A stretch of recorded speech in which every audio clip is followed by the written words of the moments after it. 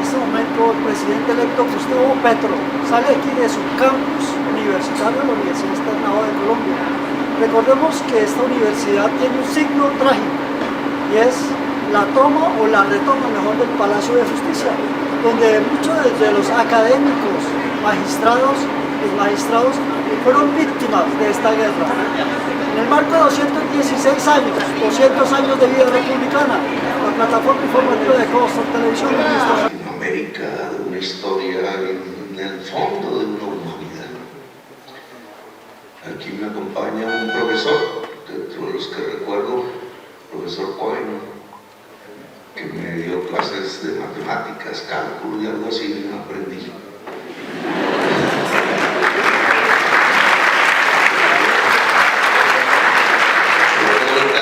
Casi me da clases.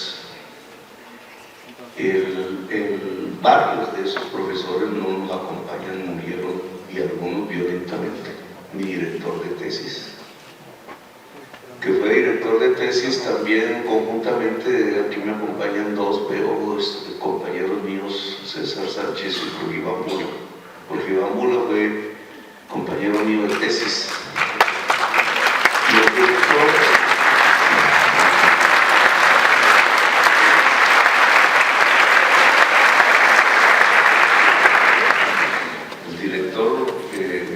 Jesús Alberto Bejarano, Chucho, asesinado por las FARC en la Nacional. Y me dio clase en Lord Murta también, asesinado por el Palacio de Justicia, hasta la posibilidad de construir una era de paz. Así es la historia de las instituciones y de quienes van pasando por allí, como los árboles, cuyos anillos, cuando se cortan transversalmente, van mostrando una historia de la naturaleza, una historia de la atmósfera, una historia del mundo. Así son las instituciones, van mostrando una historia. El externado ya recorre una historia. Alguien la escribirá en el futuro. Uno es uno de esos libros. Alguien hará la historia de las ideas en el externado y la historia de Colombia. Quizás hagamos parte nosotros de ella. Creo que ya lo hacemos. Pero quizás esa historia de las ideas tenga que recorrer un camino nuevo ahora. En cierta forma, el programa de gobierno que hemos presentado y que queremos aplicar y desarrollar traerá enseñanzas, cuestionamientos, debates. En cierta forma, lo que yo inicio como ahora presidente y lo que inician muchos de ustedes como estudiantes académicos de una práctica, una praxis, se llama eso filosóficamente. Un poco dividido en los protagonistas, habrá una oportunidad aquí de articular academia y práctica política, práctica social, acción social. Eso se llama praxis. Y de alguna manera u otra habrá una retroalimentación crítica. Muy interesante, porque si lo miramos en diversos planos, y espero no extenderme porque yo acostumbro hablar 2 horas, 3 horas, esa praxis, por ejemplo, en el terreno económico del que provengo. Cuando yo estudié aquí me enseñaban Marx 1, Marx 2, Marx 3, Ricardo 1, Ricardo 2, Smith 1, Smith 2, yo no sé si todavía. Si no, recomiendo estudiarlo. Porque en esa tesis de entonces, en ese proceso educativo de entonces, nos acercábamos a la economía como una constelación plural de ideas, no de un pensamiento único. Es más, ¿no? Eso que se convirtió después en un pensamiento único lo mirábamos con mucho escepticismo, las muchachas y los muchachos que entonces leíamos la economía. No sabíamos lo que iba a pasar, todavía creíamos que era posible una revolución. que en las ideas de la economía política clásica existía una ciencia y que esa ciencia se construía a partir de un debate plural. Lo que sucedió después es que el debate plural cesó y que en el mundo se impuso una visión casi unánime de la economía que ya no era ciencia sino ideología. Esa visión tiene un paradigma detrás que estudiamos en las aulas con profundidades matemáticas. Entre más profunda la matemática, más ideológica la teoría, porque la matemática es una forma de esconder la ideología. Más matemáticas, más ideología. Y ese paradigma lo que demostraba matemáticamente era más o menos esta tesis: si se deja actuar libremente el mercado, el individuo y las sociedades maximizan su bienestar. Eso matemáticamente es difícil. Entre más fórmulas de derivadas, más parece ciencia, pero ese es el paradigma fundamental de las últimas décadas de la economía en todo el mundo. Esa tesis se la inventaron Barras, después Pareto y otros. Se le llama la teoría del bienestar. Es la política pública económica de las últimas décadas de Colombia. Y el paradigma hoy explota completamente, porque la tesis, si se deja actuar libremente el mercado, se maximiza el bienestar de la sociedad, se ha convertido hoy en que si se deja actuar libremente el mercado, la humanidad se extingue. Miren qué paradoja, porque no es simplemente una discusión teórica, son, digamos, un abismo entre una teoría y la realidad de la humanidad. ¿Cuál bienestar si estamos a punto de extinguirnos? Quienes han estudiado el problema desde la ciencia de la crisis climática saben que estamos a punto de extinguirnos. Quienes hemos vivido y padecido el COVID sabemos ya qué significan las etapas preliminares de la extinción de la humanidad, que nunca había vivido la humanidad en su historia la posibilidad de su propia extinción en el momento de oro del pensamiento, de la tecnología, de la prosperidad, del consumo, del crecimiento económico. Nunca una generación ha vivido y consumido tanto como la actual, respecto a todas las generaciones desde el origen de la humanidad.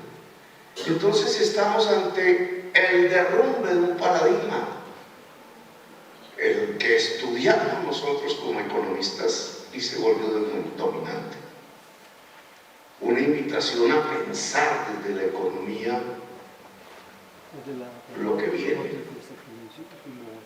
Y ahí la práctica de este gobierno que ha invitado a la sociedad colombiana a superar la crisis climática, que ha invitado a la sociedad colombiana a ser vanguardia en el mundo y en la humanidad de luchar contra la crisis climática, que significa ni más ni menos poder vivir, plantear una economía de la vida que entonces ya no se podría construir sobre la base del paradigma: si se deja actuar libremente el mercado, se maximiza el bienestar. Resultó falso. Invita a todos y a todas aquellas que están hoy iniciando sus estudios de economía a pensar que tal fórmula es simplemente una mentira. Y entonces, ¿cómo se reemplaza décadas de teoría económica construida alrededor de ese paradigma? A mí no me corresponde ya la discusión teórica, a mí me corresponde la práctica. Los estudiantes y las estudiantes, los y las profesoras de la Facultad de Economía de la Universidad Externa de Colombia le corresponde la crítica de esa práctica. Entre la crítica y la práctica tenemos un camino exuberante que no puede fracasar. Es el camino de plantearnos una nueva concepción de la economía, de tal manera que nos lleve hacia la vida y realmente hacia el bienestar, y no hacia la extinción. Y ese exuberante camino, si fracasa, simplemente no podremos escribir sobre su fracaso. Nos extinguimos y no es carreta. Y aquí entonces se abre una serie de constelaciones dentro de las facultades, las carreras, las teorías, las diferentes expresiones. Por ejemplo, la contabilidad, a propósito. Que yo la miré siempre con desdén, tengo que confesar. Subliminalmente también. Subliminalmente. Yo estudié contabilidad desde la cárcel. Bueno, se enseñaban contabilidad 1, contabilidad 2, contabilidad 3 en la facultad. Pero a mí me tocó profundizar en la cárcel. No alcancé a terminarla porque salí libre. Y me arrepentí porque dije, hoy hubiera tenido el título. La contabilidad hoy nos plantea retos. Porque ustedes pueden medir, digamos, para quienes inician esos estudios interesantísimos, en pesos. Pueden medir en dólares. Hay toda una transformación en la contabilidad porque tenemos que volver homologable la contabilidad nacional a la contabilidad internacional. Ese tema lo tuvimos que aplicar en la alcaldía de Bogotá. Pero ahora no podemos medir solamente en pesos, no podemos medir solamente en dólares, sino en CO2 equivalente. Hay una nueva contabilidad que hay que construir si queremos una economía para la vida y una sociedad para la vida y una práctica política en el gobierno y en los gobiernos que se avecinan diferente a la contabilidad tradicional. La contabilidad del cambio climático se mide en CO2 equivalente.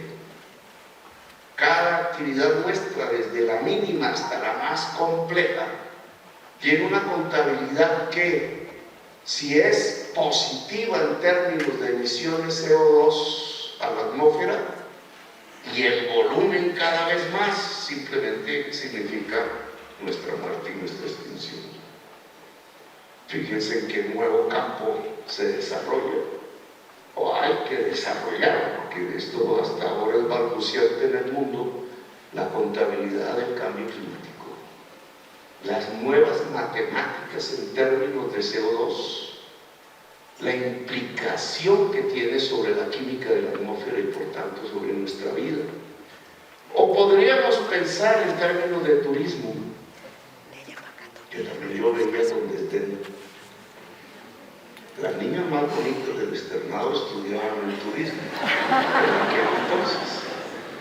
Y eran las que menos podían entendernos las diatribas de los mochileros de ese momento que hablábamos de la revolución y el cambio social. Pero hoy, por ejemplo, a cabo de todas estas décadas, y sabiendo que aquí hay una facultad de turismo, de hotelería, etcétera, de administración,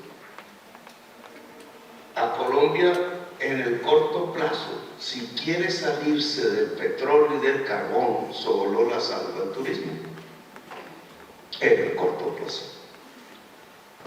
Y entonces, ¿cómo podemos pasar a reemplazar las divisas del petróleo y hablemos de contabilidad? Si el petróleo equivalía en el año 2013, boom petróleo, a 32.000 millones de dólares de divisas de entrada y el carbón a 8.000, es decir, 40.000 millones de dólares en un año. El café solo nos dio 6.000 máximo en el siglo XX. Imagínense la distancia. Muchos economistas creyeron que habíamos encontrado la riqueza. Eso ya no es. Pero ¿cómo se reemplazan 40.000 millones de dólares, niños y niñas de Colombia. ¿Qué pasa si el 90-80% de nuestra niñez no tiene una atención integral, educativa, de salud, de afecto, de amor, de desarrollo del amor por el saber? ¿Qué pasa en relación a la paz y la seguridad? Si la mejor política de seguridad, como hemos planteado, es la atención integral a la primera infancia, y aquí hay una facultad al respecto, pero en el conjunto de la primera infancia colombiana, si esa es la base de la paz, si eso es cierto, y ustedes lo dirán o no desde la academia, entonces el cambio hacia una economía de la vida, teniendo en cuenta el turismo y la producción como motores centrales, implica necesariamente para la paz el que podamos atender integralmente la primera infancia en Colombia. Y no me quiero extender en más temas, sino que quería simplemente invitarlos a ver cómo, desde la complejidad y la diversidad de diversas expresiones académicas que tiene la Universidad Externa de Colombia, se puede apuntar hacia el centro de nuestros problemas, no solamente colombianos, sino de la humanidad. No hablé del derecho, la justicia, porque al final la palabra quizás que unifica la diversidad de los quereres que queremos en la nueva gobernanza de Colombia se llama justicia. Cuando hablamos de cambio climático estamos hablando de justicia ambiental. Cuando hablamos de paz de primera infancia estamos hablando de justicia social. Cuando hablamos de una economía de la vida, lo que estamos hablando y planteando es una justicia vital. Cuando hablamos del aparato judicial de Colombia, por tanto, estamos hablando en general de la justicia, que es el eje central del desarrollo desde su inicio de la Universidad Externa de Colombia. La universidad tiene la culpa de que yo haya querido construir justicia.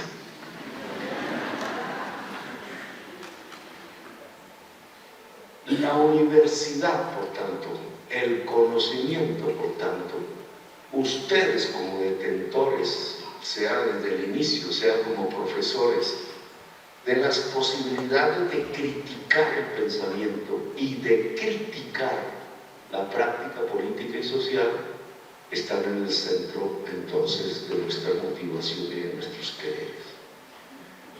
La vida paralela con la que comencé hablando entre quienes inician esta universidad ahora y quien inicia la presidencia ahora no era simplemente una metáfora, es una realidad. Ustedes están en el centro de los acontecimientos, en el centro de las posibilidades que hoy por hoy, a diferencia que cuando yo entré a estudiar por primera vez en un aula en esta universidad, nos colocan ante el dilema de si somos capaces de actuar, de pensar, de criticar en función de que la especie humana siga en el planeta Tierra o la vida en este planeta se extinga. Ese es el tamaño del reto, el que asumen ustedes y el que asumo yo, desde este país, desde este rincón del planeta que llamamos Colombia. Gracias por haberme escuchado.